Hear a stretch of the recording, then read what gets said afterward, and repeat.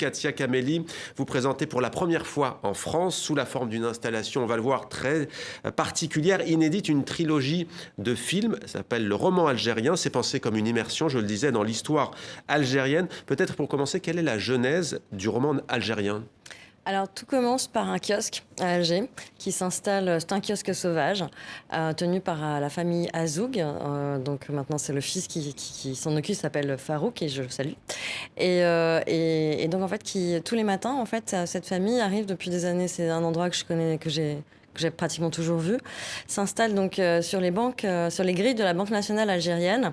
Et ils arrivent le matin avec des petites boîtes et en fait, ils reconstruisent en images en fait, toute une histoire de l'Algérie. Et donc, chaque matin, c'est une nouvelle installation. Donc, on y trouve des cartes postales du début du siècle, donc des images orientalistes. On trouve aussi des hommes politiques, on trouve de l'architecture, tous les grands mouvements indépendantistes, et puis on peut trouver aussi Che Guevara, en fait, voilà, à côté de Frantz Fanon.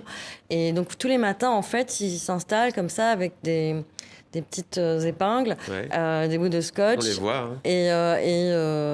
Et il écrit une nouvelle histoire de l'Algérie en images chaque jour. Et on est rue Larbi Ben Medi à Alger. Eh bien, sans plus attendre, on regarde un premier extrait qui fait partie du chapitre 1 de votre œuvre. C'est un lieu mythique pour nous parce qu'on trouve matière à chaque fois. Et moi, je fais plus la numismatie, je ne suis pas branché carte. Mais à chaque fois, comme je fais de la recherche historique, je me repère par rapport à ce qui a été laissé. 80% de ce que vous voyez ici est un patrimoine, malgré qu'il est colonial, mais il est algérien. C'est qu'il existe à Alger, il existe en Algérie. La carte ancienne, qui a été faite par l'époque coloniale, nous indique certains lieux qui ont disparu. Ça, pour nous, c'est un repère historique. Moi, je dirais que la carte elle-même est ce professeur d'histoire qui raconte, parce qu'on n'a pas besoin de mots d'explication ou de légendes. Non, nous sommes dans un pays où tout ce qui est art, histoire, appartient à l'État. Donc nous, on vient voir ce que l'État nous donne. Il n'y a jamais de particulier qui ouvre un musée, jamais de particulier qui a l'initiative de vouloir vendre ou montrer l'histoire aux gens, même de passage. Et on va voir dans un instant quelle est cette voix off que l'on entend. Mais d'abord, Gilles Gauthier, je me tourne vers vous. Cette rue Larbi Ben Medi à Alger, est-ce qu'elle vous parle ? Oui, bien sûr. Alors, d'abord parce que c'est une rue centrale, on ne peut pas ne pas y passer. Et puis, j'ai habité quelques mois dans la Casbah, dans une maison qui appartient au Père Blanc, juste en face de Sidi Abderrahman. Parce qu'à l'époque, ils avaient la partie basse. Maintenant, ils ont seulement la partie haute, mais ils avaient les deux parties. Et j'allais tous les jours, ou 3 fois par semaine plutôt, de là jusqu'au Telemli. Donc en faisant toute la rue à l'époque, anciennement, on devait dire encore Isli, mais je sais pas. Ça commençait quand même à passer dans le rue Ben Midi, quand même quelqu'un de connu et une personnalité positive qui était aimée. Tous les noms ne sont pas autant aimés. On voit que Gilles Gauthier a gardé des souvenirs de l'Algérie. On le verra encore un peu plus tout à l'heure à travers votre roman. Katia Camélie, la voix que l'on entendait, qui racontait si bien au fond l'état d'esprit de ce qu'on voyait, qui est-il ? Alors c'est un collectionneur, hein, c'est un ami de Farouk et c'est donc comme il le dit lui-même. Alors là je suis extrêmement désolée parce que je crois que j'ai oublié son nom de famille. Je crois que vous m'auriez questionné sur tous les autres noms. C'est pas grave, en tous les cas. Bon voilà, mais non, je suis confuse. Mais donc c'est un collectionneur que j'ai rencontré sur le kiosque et qui lui s'intéresse plus à la numismatie, mais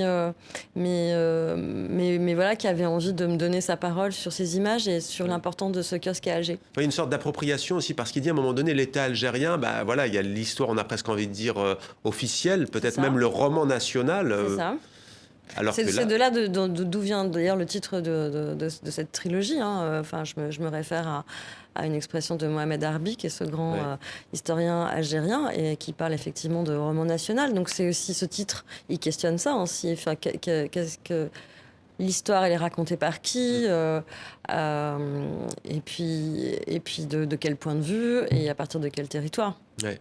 Et les mots de cette exposition, elle a allumé le vif du passé, sont bien entendu empruntés à la grande Assia Djebar, écrivaine, membre de l'Académie française, académicienne. On va justement regarder ce petit extrait qui la concerne.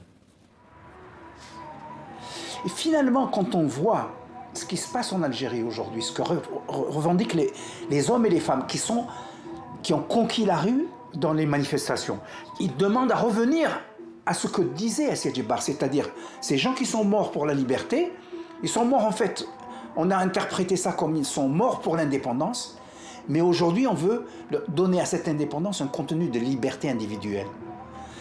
Et son rêve à elle, il s'exprime aujourd'hui. Assia Djebar, tel qu'elle exprime dans cette chanson, on le voit tous les vendredis dans les rues d'Alger. Comme quoi le rêve ne meurt jamais.